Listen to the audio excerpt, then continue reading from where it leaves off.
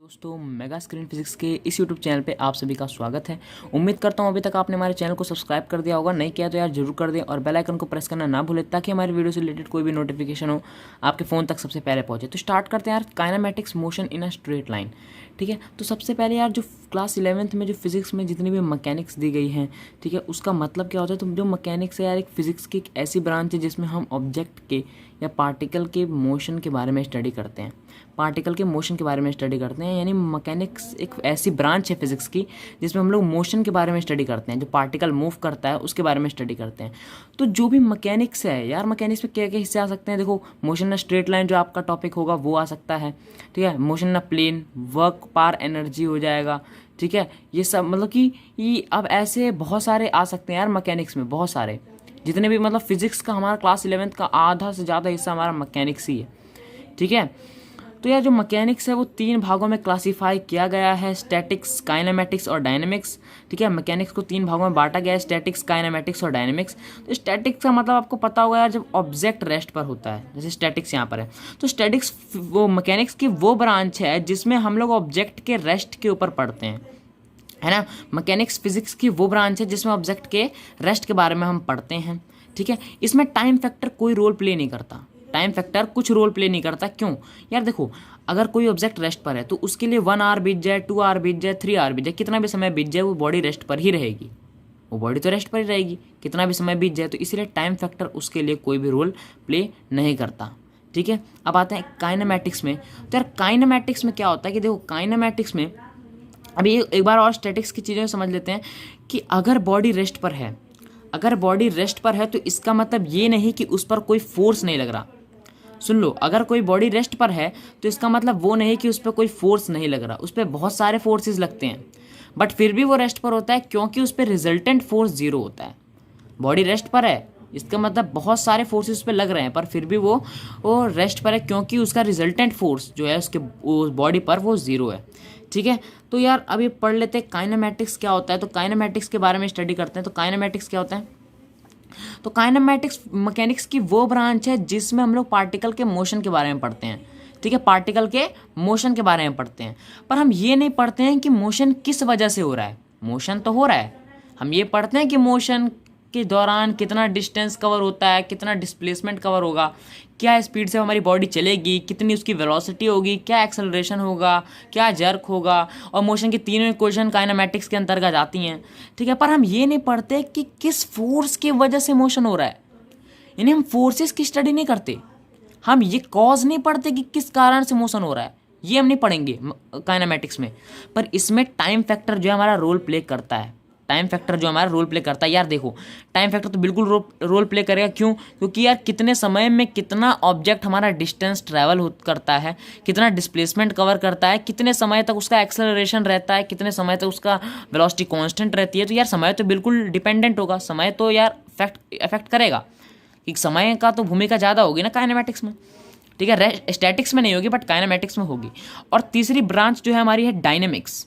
क्या कहते हैं? डायनेमिक्स। इसमें हम लोग मोशन के बारे में स्टडी करते हैं कि मतलब फोर्सेस के बारे में एक तरह से स्टडी करते हैं कि जब ऑब्जेक्ट मोशन में होता है तो कौन कौन से ये फैक्टर हैं जो ऑब्जेक्ट को मोशन में लाने का रोल प्ले करते हैं। जैसे आखिर मोशन क्यों हो रहा है, कॉज क्या है मोशन का, आखिर मोशन क्यों हो रहा है ऑब्जेक्ट का, वो हम पढ़ते हैं डायनेमिक्स में। जैसे न्यूटन्स लॉज ऑफ मोशन आप पढ़ोगे, फोर्सेस के बारे में पढ़ोगे, फ्रिक्शनल फोर्स हो गया, ठीक है। ये सब फोर्सेस के बारे में आप डायनेमिक्स में पढ़ोगे। तो आखिर मोशन क्यों होता है उसका कॉज आप पढ़ते हो डायनेमिक्स में। और इसमें भी टाइम फैक्टर जो है हमारा इंपॉर्टेंट रोल प्ले करता है। भाई कितने समय तक बॉडी पर फोर्स लगता है, कितने समय तक बॉडी पर फोर्स नहीं लगा, ये समय तो डिपेंड हो गई, समय तो रोल प्ले करेगा, टाइम तो रोल प्ले करेगा ही, ठीक है। तो आगे बढ़ते हैं, अब समझते हैं रेस्ट क्या होता है और मोशन क्या होता है।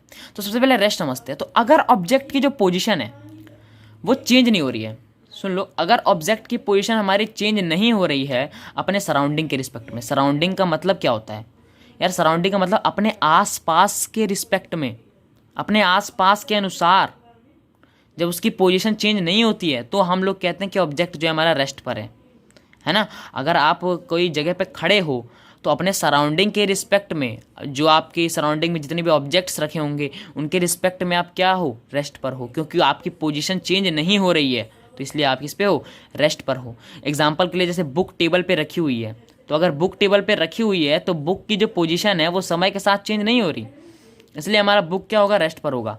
एक पर्सन जो है वो चेयर पर बैठा हुआ है, तो उसकी भी पोजीशन चेंज नहीं हो रही समय के साथ, तो इसलिए जो ये भी हमारा क्या होगा, एक रेस्ट का एग्जाम्पल होगा। बहुत सारे एग्जाम्पल्स हो सकते हैं रेस्ट के, आप डेली लाइफ में कितने सारे एग्जाम्पल्स रेस्ट के देख सकते हो। ठीक है, तो अब समझते हैं मोशन क्या होता है। तो यार मोशन वो होता है जब ऑब्जेक्ट की पोजीशन कंटिन्यूसली चेंज हो रही हो, जब ऑब्जेक्ट की पोजीशन कंटिन्यूसली चेंज हो रही हो समय के साथ, समय के साथ ऑब्जेक्ट की पोजीशन कंटिन्यूसली चेंज हो रही हो। कैसे, देखो जब कोई ऑब्जेक्ट मोशन में होता है तो अपने आसपास की वस्तु जो होती हैं, उसकी आसपास के सराउंडिंग के जो ऑब्जेक्ट होते हैं उसके अनुसार मोशन में इसलिए होता है क्योंकि तुम्हारा जो डिस्टेंस है उन ऑब्जेक्ट से वो बदलता जाता है। आप मोशन में हो, आपके सराउंडिंग जितना, आपके अगल बगल में जितनी भी वस्तुएं होंगी उनसे आपका डिस्टेंस रेगुलरली ये चेंज होता रहेगा क्योंकि आप मोशन में हो। ठीक है, तो मोशन जो है, आप जब अपनी पोजीशन को कंटिन्यूसली चेंज कर रहे हो अपने सराउंडिंग के रिस्पेक्ट में, तो हमारा जो स्टेट होता है वो मोशन का स्टेट होता है। मोशन को हम डिफाइन कर सकते हैं कि अगर ऑब्जेक्ट की पोजीशन चेंज हो रही है समय के साथ तो हम बोलते हैं कि ऑब्जेक्ट जो है हमारा मोशन में है। एग्जांपल्स के लिए, अर्थ अगर अपनी एक्सिस पर रोटेट कर रहा है, आपको पता है अर्थ हमारी अपनी एक्सिस पर रोटेट कर रहा है, तो जो अर्थ जब रोटेट करता है तो उसकी जो पोजीशन है वो चेंज हो रही है समय के साथ, उसकी जो पोजीशन है वो चेंज हो रही है समय के साथ। आपको पता है बिग बैंग के बाद, जब बिग बैंग हुआ, जब यूनिवर्स का जन्म हुआ, तो यार जो यूनिवर्स है वो उसकी फैलने की गति लाइट की स्पीड तक है ना, लाइट की स्पीड तक है यूनिवर्स की फैलने की गति। तो यार वो भी एक्सपैंड हो रहा है, वो भी एक तरह का मोशन है। और वो लाइट की स्पीड कितनी होती है आपको पता है, 299,792,458 मीटर पर सेकेंड, या अप्रॉक्सीमेटली हम 3 × 10⁸ मीटर पर सेकेंड लेते हैं। ठीक है, तो यार जो यूनिवर्स है हमारा एक्सपैंड हो रहा है, बिग बैंग के बाद जो हमारा यूनिवर्स है वो भी एक्सपैंड हो रहा है, तो वो भी एक तरह का क्या है, हमारा मोशन है। ठीक है, अब सुनो कि मोशन जो है यार एवरीथिंग यूनिवर्स में हर जगह कॉमन है। क्यों, देखो यार अर्थ हमारा रोटेट कर रहा है, बहुत बढ़िया, वो एक तरह का मोशन हो गया। मून हमारा रिवॉल्यूशन कर रहा है अर्थ के चारों तरफ, तो वो एक तरह का मोशन है। यार यही नहीं कि हमारा पूरा सोलर सिस्टम रिवॉल्व कर रहा है सन के चारों तरफ, है ना, सारे प्लैनेट्स सन के चारों तरफ रिवॉल्व कर रहे हैं, तो वो भी एक प्रकार का मोशन है। या सन खुद मिल्की वे गैलेक्सी के चक्कर लगा रहा है, वो भी एक तरह का मोशन है। हमारा मिल्की वे गैलेक्सी खुद यूनिवर्स में घूम रहा है, वो भी एक तरह का मोशन है। और यूनिवर्स एक्सपैंड हो रहा है, वो भी एक तरह का मोशन है। यानी मोशन कॉमन है यूनिवर्स में। अगर आप एक स्टैटिक वॉल की बात करो, अगर आप एक दीवार की बात करो, तो आपको लग रहा है कि दीवार में भी मोशन नहीं है, दीवार तो रेस्ट पर है, दीवार में मोशन नहीं है, बट है। आप यार दीवार के एटम्स में जाओगे तो इलेक्ट्रॉन जो होते हैं हमेशा रिवॉल्व करते रहते हैं, तो वो भी एक तरह का मोशन है। यार मोशन कॉमन है, सभी यूनिवर्स में मोशन जो है हमारा कॉमन होता है। ठीक है, तो मोशन कॉमन है पूरे यूनिवर्स में, हर जगह हमें मोशन देखने को मिलता है। तो रेस्ट और मोशन जो है हमारा एक रिलेटिव टर्म है। रिलेटिव टर्म किस लिए बोला, क्योंकि ये फ्रेम ऑफ रेफरेंस पे डिपेंड करते हैं। फ्रेम ऑफ रेफरेंस मतलब, फ्रेम ऑफ रेफरेंस वो जगह होती है जहाँ से ऑब्जर्वर हमारे मोशन को ऑब्जर्व करता है। फ्रेम ऑफ रेफरेंस वो जगह होती है जहाँ से ऑब्जर्वर हमारे मोशन को ऑब्जर्व करता है। ठीक है, रेस्ट और मोशन रिलेटेड टर्म किस लिए बोला, क्योंकि फ्रेम ऑफ रेफरेंस पे डिपेंड करता है। भी एग्जांपल देंगे, एक्सेप्शन में यहाँ पर आता है, एक्सेप्शन आता है यहाँ पर कि जो फोटोन्स की जो वेलोसिटी है वो फ्रेम ऑफ रेफरेंस पे डिपेंड नहीं करती। फोटोन्स की वेलोसिटी कितनी होती है, 3 × 10⁸ मीटर पर सेकेंड, तो वो डिपेंड नहीं करती। ठीक है, वो किस पे डिपेंड नहीं करती, वो फ्रेम ऑफ रेफरेंस पे डिपेंड नहीं करती। हर एक फ्रेम ऑफ रेफरेंस के लिए कहीं से भी आप मोशन फोटोन्स की वेलोसिटी को ऑब्जर्व कर लो, उसकी जो वेलोसिटी होगी वो सेम होगी पूरे यूनिवर्स के लिए। ठीक है, तो उसकी वेलोसिटी में फ्रेम ऑफ रेफरेंस पे उसकी वेलोसिटी जो है डिपेंड नहीं करती है। जैसे एग्जांपल अगर हम लें, अगर हम ट्रेन का एग्जांपल लेते हैं, तो मान लो ट्रेन अगर एक स्टेशन पे खड़ी है और ट्रेन के दोनों बर्थ पर 2 पर्सन बैठे हुए हैं, आमने सामने की जो बर्थ है, सीट है, उन पर 2 पर्सन बैठे हुए हैं। अब एक तीसरा पर्सन जो है वो ट्रेन के बाहर है। तो यदि आप जो उस ट्रेन में बैठे हो, आप अगर उस बाहर वाले व्यक्ति से जो स्टेशन पे खड़ा है उससे अगर आप पूछोगे कि क्या मैं रेस्ट पर हूँ, तो उसके लिए तो ट्रेन भी रेस्ट पर है और ट्रेन के अंदर आप भी रेस्ट पर हो, तो वो बोलेगा क्या कि हाँ आप रेस्ट पर हो। पर जब ट्रेन स्टार्ट कर गई मूव करना, तब आप अपने जो जो बाहर खड़ा यात्री है, जो बाहर खड़ा जो व्यक्ति है, उससे आप पूछोगे कि क्या मैं रेस्ट पे हूँ कि मोशन में हूँ, तो वो बोलेगा मोशन में, क्योंकि ट्रेन आपकी मोशन में हो गई। अब ट्रेन के अंदर जितने भी व्यक्ति होंगे उसको मोशन में दिखेंगे, क्यों, क्योंकि ट्रेन खुद एक मोशन में आ गई। अब ट्रेन खुद एक मोशन कर रही है, जिसकी वजह से अंदर जितने भी व्यक्ति बैठे होंगे वो सब मोशन में आ गए हैं। ठीक है, तो समझ में आया। तो इसीलिए हमारा मोशन जो है वो फ्रेम ऑफ रेफरेंस पे डिपेंड करता है। सभी चीज़ें डिसाइड कहाँ से होती है? फ्रेम ऑफ रेफरेंस से। इस यूनिवर्स में कोई भी वस्तु एब्सोल्यूट रेस्ट पर नहीं है। एब्सोल्यूट रेस्ट का मतलब वो सभी फ्रेम ऑफ रेफरेंस के लिए रेस्ट पर हो, ऐसा कभी नहीं हो सकता। यूनिवर्स में कोई भी वस्तु एब्सोल्यूट रेस्ट पर नहीं है, हमेशा याद रखना। ठीक है, यूनिवर्स में कोई भी वस्तु एब्सोल्यूट रेस्ट पर नहीं है। एब्सोल्यूट रेस्ट का मतलब कि वो सभी फ्रेम ऑफ रेफरेंस के लिए रेस्ट पर हो, ऐसा कभी नहीं हो सकता। क्यों? अगर आप अर्थ की सरफेस पे रेस्ट पर हो, खड़े हो अर्थ की सरफेस पे, आप अपनी पोजीशन को चेंज नहीं कर रहे, तो इसका मतलब ये नहीं कि आप सभी फ्रेम ऑफ रेफरेंस के लिए रेस्ट पर हो गए। अर्थ के बाहर से अगर मैं आपको ऑब्जर्व करता हूँ तो आप मुझको मोशन में दिखोगे, क्योंकि अर्थ खुद एक मोशन में है। अगर मान लो अर्थ रुका होता तो सन एक मोशन में होता, और सन से अगर मैं आपको देखता तो आप मुझे मोशन में लगते। तो यार मोशन, जो यूनिवर्स में कोई भी वस्तु एब्सोल्यूट रेस्ट पर नहीं है, वो हर एक फ्रेम ऑफ रेफरेंस के लिए रेस्ट पर नहीं हो सकता।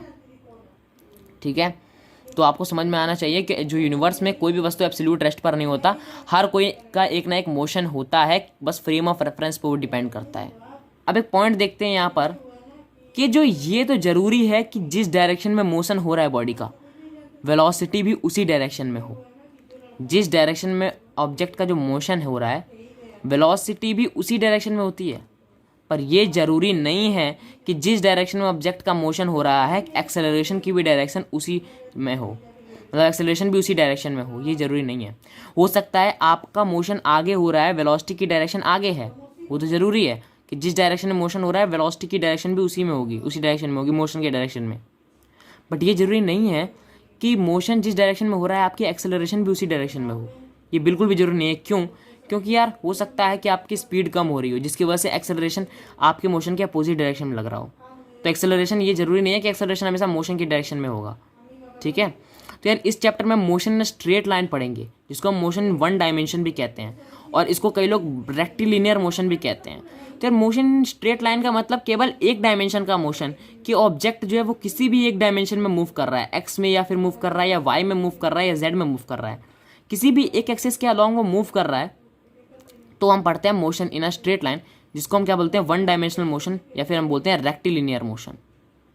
अब हम पढ़ते हैं यार टाइप्स ऑफ मोशन के बारे में। तो पहले प्रकार का मोशन है हमारा रेक्टिलिनियर मोशन। ये मोशन कब होता है? जब पार्टिकल हमारा स्ट्रेट लाइन में मूव कर रहा हो, जब पार्टिकल केवल वन डायमेंशन में मूव कर रहा हो, केवल स्ट्रेट लाइन में मूव कर रहा हो, तब हमारा होता है रेक्टिलिनियर मोशन। ठीक है, और एग्जाम्पल के लिए मैंने बोला एक ट्रेन जो है अगर दो स्टेशन के बीच में स्ट्रेट लाइन मूव कर रही है तो हमारा एक रेक्टिलिनियर मोशन का एग्जाम्पल है। ठीक है, एक बॉल अगर मूव कर रहा है स्ट्रेट लाइन तो वो भी हमारा एक रेक्टिलिनियर मोशन का एग्जाम्पल है। आपको पता चल गया रेक्टिलिनियर मोशन क्या होता है? जब बॉडी स्ट्रेट लाइन में मूव कर रहा हो तो हमारा रेक्टिलिनियर मोशन होता है। अब यहाँ पर ट्रांसलेटरी मोशन जो एक और आता है, ट्रांसलेशनल मोशन, ये भी एक तरह का मोशन है जो रेक्टिलिनियर मोशन जैसा ही है। अब समझते हैं क्या होता है। अगर ऑब्जेक्ट स्ट्रेट लाइन में ट्रैवल कर रहा है, ठीक है, तो हमारा वो ट्रांसलेटरी मोशन होगा। ठीक है, जैसे एक ट्रेन है अगर एक पोल को क्रॉस कर रही है स्ट्रेट लाइन, तो क्या होगा? वो भी हमारा एक ट्रांसलेटरी मोशन होगा। यानी दोनों केस में, रेक्टिलिनियर मोशन के केस में और ट्रांसलेटरी मोशन के केस में, ऑब्जेक्ट जो है हमेशा स्ट्रेट लाइन में मूव कर रहे हैं। अब आपके मन में सवाल आएगा कि इन दोनों के बीच में अंतर क्या है? भाई जब दोनों ही केस में ऑब्जेक्ट अगर स्ट्रेट लाइन में ट्रैवल कर रहे हैं तो अंतर क्या हुआ? अंतर है, रेक्टिलिनियर मोशन के केस में ऑब्जेक्ट जो हमारा होगा पॉइंट ऑब्जेक्ट होगा। पॉइंट ऑब्जेक्ट होता क्या है? पॉइंट ऑब्जेक्ट एक ऐसा, मतलब पॉइंट ऑब्जेक्ट यार जब कोई वस्तु की डिस्टेंस, जब वो जो वस्तु डिस्टेंस कवर करने वाला है उस वस्तु की डिस्टेंस उसके साइज से काफ़ी ज़्यादा बड़ी हो, उस बॉडी का जो डिस्टेंस है उसके साइज से काफ़ी ज़्यादा बड़ी हो, तो जो हमारा ऑब्जेक्ट होता है वो पॉइंट ऑब्जेक्ट होता है। ठीक है, तो रेक्टिलिनियर मोशन तभी होगा जब ऑब्जेक्ट हमारा पॉइंट ऑब्जेक्ट हो, पॉइंट ऑब्जेक्ट हो और स्ट्रेट लाइन में मूव कर रहा हो, तो हमारा मोशन होगा रेक्टिलिनियर मोशन। कैसे? एक ट्रेन को अगर हम बोलते हैं कि वो दो स्टेशन के बीच में मूव कर रहा है, वो भी स्ट्रेट लाइन, तो वो ट्रेन एक पॉइंट ऑब्जेक्ट होगा या नहीं? बिल्कुल होगा। क्यों होगा? क्योंकि उसका जो डिस्टेंस है उसके साइज से काफ़ी ज़्यादा बड़ा है ना, उसका जो डिस्टेंस है वो उसके साइज से काफ़ी ज़्यादा बड़ा है। एक बॉल अगर स्ट्रेट लाइन में मूव कर रही है और एक पोल को क्रॉस कर रही है तो वो भी एक पॉइंट ऑब्जेक्ट होगा, क्योंकि यार बॉल की साइज से उसका डिस्टेंस बड़ा है तो तुरंत पोल को क्रॉस कर जाएगा, ठीक है, तो वो भी हमारा एक पॉइंट ऑब्जेक्ट होगा। अब ट्रांसलेटरी मोशन में क्या दिक्कत है? ट्रांसलेटरी मोशन में जो है पॉइंट ऑब्जेक्ट नहीं होता, जो हमारा ऑब्जेक्ट होता है वो क्या होता है, हमारा पॉइंट ऑब्जेक्ट नहीं होता। यानी जब एक सिस्टम ऑफ पार्टिकल मूव करता है, जैसे एग्जांपल के लिए अगर एक ट्रेन जो है एक पोल को क्रॉस कर रही है, अगर एक ट्रेन एक पोल को क्रॉस कर रही है तो लेंथ, ट्रेन की लेंथ उसके मोशन को अफेक्ट कर रही है। मतलब जब एक पोल को एक ट्रेन क्रॉस करती है तो जितना ज़्यादा ट्रेन का साइज़ होगा, सुन लीजिए, जितना ज़्यादा ट्रेन का साइज़ होगा उतना ही उसको समय लगेगा उस पोल को क्रॉस करने में। आप मानते हैं कि नहीं? जितना बड़ा उसका साइज़ होगा उतना ही लगेगा उसको एक छोटे से पोल को क्रॉस करने में, उतना ज़्यादा समय लगेगा। तो यहाँ पर ट्रेन का जो साइज़ है वो बहुत ज़्यादा बड़ा है यार उसके डिस्टेंस से, तो हमारे यहाँ पॉइंट ऑब्जेक्ट नहीं होगा यहाँ, ठीक है। पर अगर वहीं एक बॉल एक पोल को क्रॉस कर रहा है तो वो हमारा एक पॉइंट ऑब्जेक्ट होगा। क्यों होगा? क्योंकि उसका जो डिस्टेंस है वो उसके साइज से काफ़ी बड़ा है, ठीक है। तो आपको समझ में आ गया होगा ट्रांसलेटरी मोशन और रेक्टिलिनियर मोशन में क्या अंतर है। तो अब हमारा है सर्कुलर मोशन। सर्कुलर मोशन क्या होता है? जब बॉडी सर्कल के अलोंग मूव कर रहा हो, सर्कल के अलोंग मूव कर रहा हो। सर्कुलर मोशन को हम टू डायमेंशनल मोशन भी कहते हैं। सर्कुलर मोशन को हम टू डायमेंशनल मोशन भी कहते हैं। जब बॉडी जो है हमारा मूव कर रहा है अलोंग अ सर्कल, एक सर्कल के अलोंग मूव कर रहा है तो हम क्या बोलते हैं, वो सर्कुलर मोशन है, ठीक है। वो भी एग्जाम्पल हमारा टू डायमेंशनल मोशन का, जैसे अर्थ है हमारा सन के चारों तरफ घूम रही है, अर्थ अगर हमारा सन के चारों तरफ घूम रहा है तो वो एक प्रकार का हमारा क्या है, सर्कुलर मोशन है।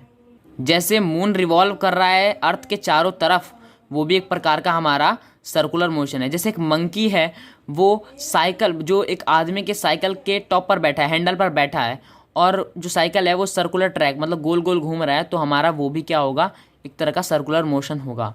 एक फैन मूव कर रहा है तो वो भी सर्कुलर पाथ में मूव करता है, ठीक है। तो ये हमारे बहुत सारे सर्कुलर मोशन है और सर्कुलर मोशन को हम टू डायमेंशनल मोशन भी कहते हैं। अब हम पढ़ते हैं रोटेशनल मोशन क्या होता है। क्या होता है रोटेशनल मोशन? क्या होता है यार, जब बॉडी मूव कर रहा हो कैसे, देखो रोटेशनल मोशन, तो जब बॉडी सर्कल के अलोंग मूव करता है, जब कोई बॉडी है जो हमारा सर्कल के अलोंग मूव करता है तो वो हमारा रोटेशनल मोशन होता है। अब अर्थ अगर अपने एक्सिस पे रोटेट कर रही है तो वो एक तरह का रोटेशनल मोशन होगा।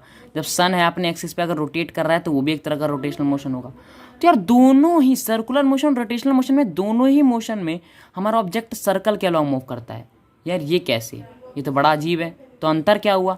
बिल्कुल वही अंतर है कि सर्कुलर मोशन में ऑब्जेक्ट हमारा पॉइंट ऑब्जेक्ट होगा, मतलब जो उसका डिस्टेंस ट्रेवल्ड होगा उसके साइज से काफ़ी ज़्यादा बड़ा होगा। पर रोटेशनल मोशन में पूरा एक सिस्टम ऑफ पार्टिकल मूव करेगा। जैसे अर्थ है अपने एक्सिस पे रोटेट कर रही है तो उसका जो डिस्टेंस है उसका कितना बड़ा साइज है यार, वो अपने डिस्टेंस के अकॉर्डिंग उसका जरा उसका साइज के अकॉर्डिंग उसका डिस्टेंस देखना, एक रोटेशन पूरा करेगा तो उतना जितना बड़ा उसका साइज है उतना तो उसका डिस्टेंस ही है, उतना उससे छोटा तो उसका डिस्टेंस ही है। तो हमारा वो एक अर्थ जो है हमारे पॉइंट ऑब्जेक्ट नहीं हो, है ना। तो अगर अर्थ अपने एक्सिस पे रोटेट कर रही है तो पूरा एक सिस्टम ऑफ पार्टिकल मूव कर रहा है, ये पॉइंट ऑब्जेक्ट नहीं होगा क्योंकि उसका जो साइज है उससे छोटा है उसका डिस्टेंस, जिसके कारण अर्थ हमारा पॉइंट ऑब्जेक्ट नहीं होगा। पर जबकि अर्थ अगर सन के चारों तरफ घूम रहा है, अर्थ अगर सन के चारों तरफ घूम रहा है तो अर्थ का जो डिस्टेंस है वो बहुत बड़ा है उसके साइज से, तो जिसके कारण वो अर्थ हमारा क्या हो जाएगा, एक पॉइंट ऑब्जेक्ट हो जाएगा।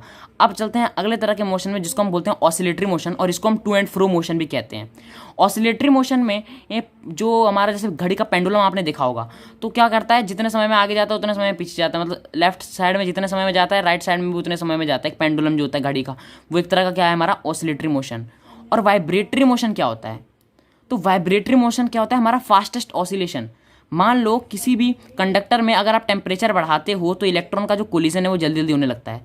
तो इलेक्ट्रॉन का जो कोलिजन जल्दी जल्दी होता है तो वो एक तरह का क्या है, वाइब्रेटरी मोशन। इलेक्ट्रॉन वाइब्रेट करते रहते हैं जल्दी जल्दी जल्दी जल्दी, तो हमारा क्या है, एक फास्टेस्ट ऑसिलेशन है।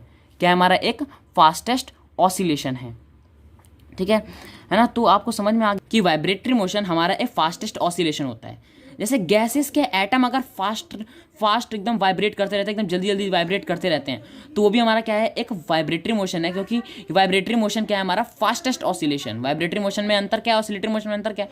ऑसिलेटरी मोशन का जो टाइम पीरियड होता है, जो समय लगता है, इसमें ज़्यादा लगता है, और वाइब्रेटरी मोशन में समय कम लगता है। क्योंकि वाइब्रेटरी मोशन का जो मोशन होता है फास्ट होता है, और वाइब्रेटरी मोशन क्या है, फास्टेस्ट ऑसिलेशन, ठीक है। तो आपको समझ में आ गया होगा।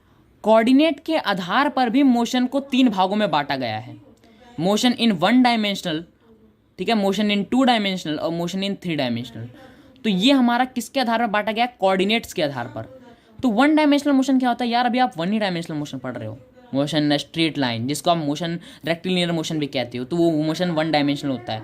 ठीक है, मोशन वन डायमेंशन ये होता है कि जब किसी वस्तु की जो ऑब्जेक्ट की पोजीशन को स्पेसिफाई करने के लिए हमें केवल एक कोऑर्डिनेट की जरूरत पड़ती है। समझाते हैं कैसे।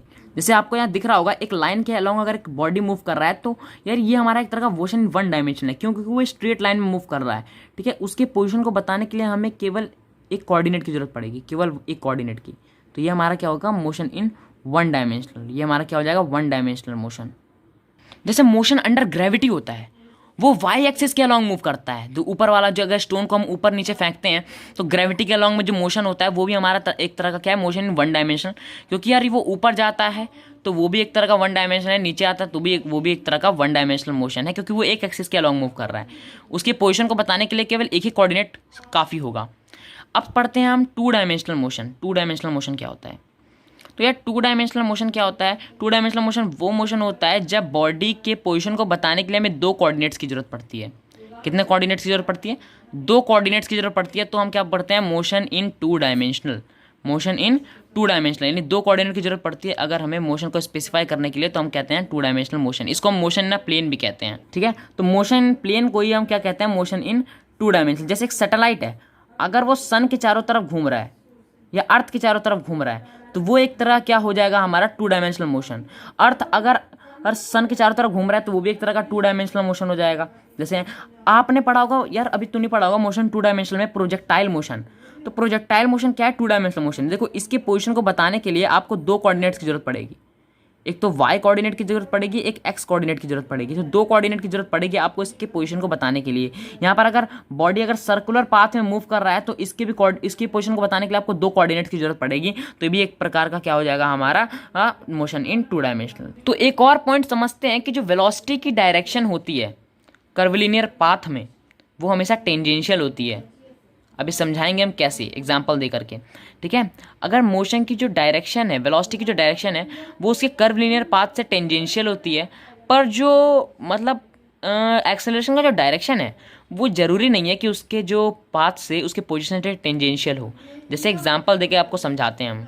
जैसे ये बॉडी है, ठीक है, अब ये बॉडी एक कर्व लीनियर पाथ में मूव कर रहा है, एक कर्व से।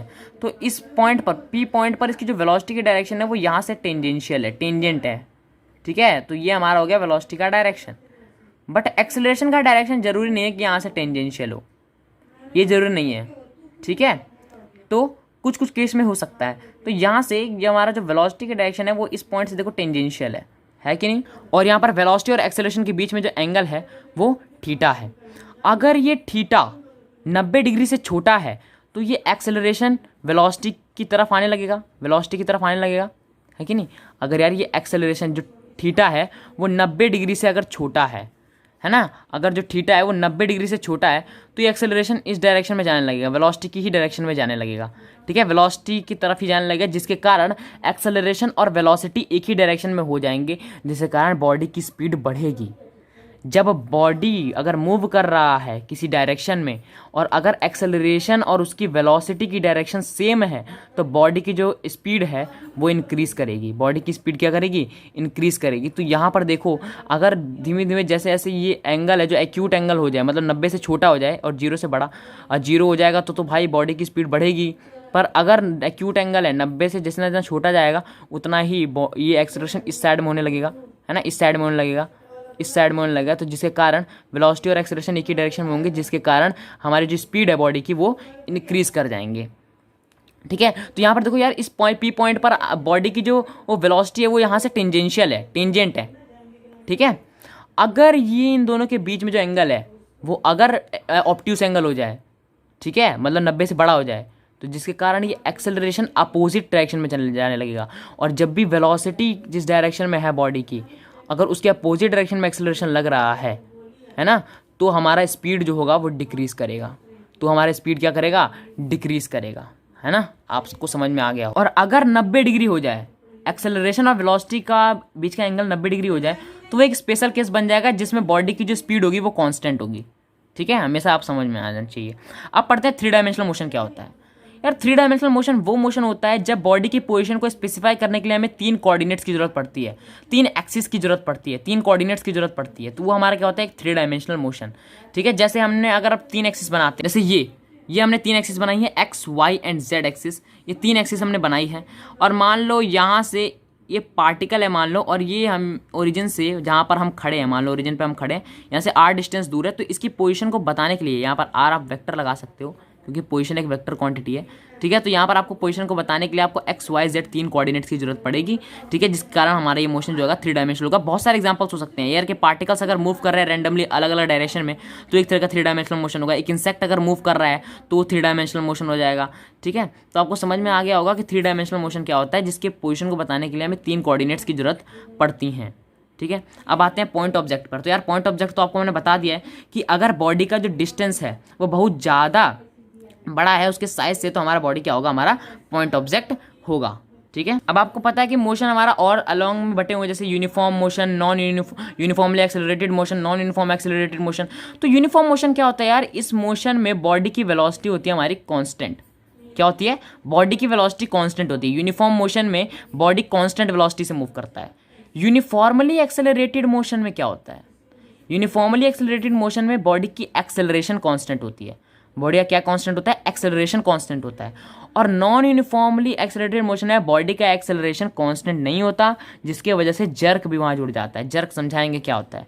ठीक है, जर्क जब एक्सेलरेशन का चेंज हो रहा हो ना, किसी बॉडी का एक्सेलरेशन जब चेंज हो रहा है तो हमारा होता है जर्क। ठीक है, तो ये समझ में आ गया है ना कि जो यहाँ पर क्या है, ये हमारा बॉडी कांस्टेंट वेलोसिटी है। Uniform motion body constant velocity है। यूनिफॉर्मली एक्सेलरेटेड मतलब बॉडी का एक्सेलरेशन कांस्टेंट है। नॉन यूनिफॉर्मली एक्सेलरेटेड मोशन मतलब बॉडी का जो एक्सेलरेशन है वो वेरिएबल है एक्सेलरेशन। ठीक है, आप मोशन की 3 इक्वेशन जो है आपके पास, v = u + at जो है आपके पास, या s = ut + ½ at² है। ठीक है, या फिर आप एक और इक्वेशन है v² = u² + 2as। ये तीनों इक्वेशन आप तभी अप्लाई कर सकते हो जब आपका एक्सेलरेशन कांस्टेंट हो, यानी यूनिफॉर्मली एक्सेलरेटेड में जब आपका एक्सेलरेशन कांस्टेंट होता है तभी इन तीनों इक्वेशन को आप अप्लाई कर सकते हो। हमेशा याद रखना, जब आपका एक्सेलरेशन कांस्टेंट है तभी इन तीनों इक्वेशन को आप अप्लाई कर सकते हो। ये तीनों इक्वेशन वैलिड कब के लिए हैं, जब आपका जो वो एक्सेलरेशन हो वो कांस्टेंट हो। ठीक है, तो आपको अब तक समझ में आ गया होगा कि यूनिफॉर्म मोशन में बॉडी की वेलोसिटी कांस्टेंट होती है, यूनिफॉर्मली एक्सेलरेटेड में बॉडी की एक्सेलरेशन कांस्टेंट होता है, नॉन यूनिफॉर्म एक्सेलरेटेड में बॉडी का एक्सेलरेशन कांस्टेंट नहीं होता, जिसकी वजह से जर्क भी हो जाता है वहाँ। तो आज की वीडियो में केवल इतना ही। अगले वीडियो में हम लोग समझेंगे पोजीशन, पाथ लेंथ, डिस्प्लेसमेंट, इन सब पे वीडियोस बनाएंगे। फिर डिस्टेंस डिस्प्लेसमेंट के क्वेश्चंस भी करेंगे। तो अगर आपको ये वीडियो पसंद आई है तो इसको लाइक कर दो और अपने फ्रेंड्स के साथ शेयर कर देना। ठीक है, अगर आप इस चैनल पर नए हो तो उसको सब्सक्राइब कर देना। ठीक है, तो मिलते हैं अगले वीडियो में, तब तक के लिए नमस्कार।